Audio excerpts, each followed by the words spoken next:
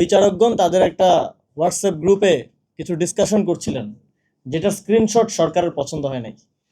ফলে সরকার তাদেরকে ওই স্ক্রিনশটের ভিত্তিতে শোকজ দিয়ে বোঝালেন যে রায় তো আমাদের পছন্দের বাইরে দিতেই পারবেন না, আপনারা নিজেদের মধ্যে কোনো আলোচনা বা টেক্সটিংও করতে পারবেন না, সরকারের যেটা পছন্দ হবে না।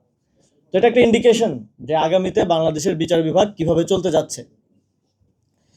আমরা দেখছি যে ফেসবুকে পোস্ট করার জন্য আবার গ্রেফতার শুরু হয়ে গেছে। এটা আমরা 2 বছর পরে আবার নতুন করে দেখছি, যেটা আমরা 2 বছর আগে দেখতাম। আমাদের জাতীয় নাগরিক পার্টিরও একজন অঙ্গ সংগঠনের একজন শাখার যুগ্ম সদস্য সচিবকে গ্রেফতার করা হয়েছে, এবং বেশিরভাগ ঘটনাই ঘটছে প্রধানমন্ত্রীকে নিয়ে লেখালেখি করার ফলে। তো আমি আমাদের মাননীয় প্রধানমন্ত্রীকে প্রশ্ন করতে চাই যে আপনার বিরুদ্ধে যদি কিছু লেখা না যায়, তাহলে আপনি সংসদে দাঁড়িয়ে এটা বলে দেন যে আমার বিরুদ্ধে কিছু লেখা যাবে না, লিখলে গ্রেফতার করা হবে, অথবা একটা আইন করে দেন যে প্রধানমন্ত্রী, রাষ্ট্রপতি বা অমুক অমুককে নিয়ে কোনো সমালোচনা করা যাবে না, কোনো কথা বলা যাবে না, স্যাটায়ারও করা যাবে না। যদিও আপনি উত্তর দিবেন কিনা জানি না, এটাও হয়তো সালাউদ্দিন ভাই উত্তর দিতে পারেন। সালাউদ্দিন ভাইয়ের প্রসঙ্গ যেহেতু আসলো, তিনি আজকে সংসদে দাঁড়িয়ে আমাকে উদ্দেশ্য করে কিছু কথা বলেছেন যে বিসিবি নির্বাচনের বিষয়ে অনেকেই বলছেন, কথা প্রসঙ্গে আসছে।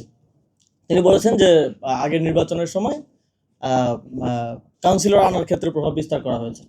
তো সেখানে সালাউদ্দিন ভাইয়ের কোনো সংবিধানের প্রয়োজন নাই, কারণ বিসিবির একটা কনস্টিটিউশন আছে, আপনারা হয়তো অনেকেই জানেন, 13 পৃষ্ঠার একটা ছোট কনস্টিটিউশন। সালাউদ্দিন ভাই যদি বাংলাদেশের সংবিধানের পাশাপাশি সেটাও একটু পড়তেন, তাহলে বুঝতে পারতেন যে আমরা কাউন্সিলরগুলো তখন আনা হয়েছিল সংবিধান অনুযায়ী, যেই ক্রীড়া সংস্থার কমিটি হয় সেখান থেকে।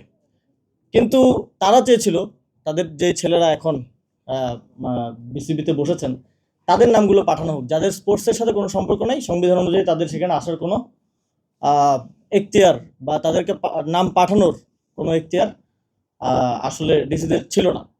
তো ওনাদের সংবিধানের বিষয়গুলো আসলে খুবই সিলেক্টিভ। আমাদের একটা আলোচক মাত্রই বলে গেলেন যে বাংলাদেশের সংবিধানের বিষয়ে ওনারা খুব সিলেক্টিভ ভাবেই মানছেন। আমরা দেখেছি যে সংবিধান অনুযায়ী শেখ মুজিবুর রহমানকে স্বাধীনতার ঘোষক বলা একজনকে স্ট্যান্ড রিলিজ করা হয়েছে, একদিনের মধ্যে বদলি করে দেওয়া হয়েছে। আর আমরা এখানে আমাদের সহ আলোচকগণ অনেকগুলো অধ্যাদেশ যেগুলো বাতিল করা হচ্ছে সেগুলো নিয়ে কথা বলেছেন।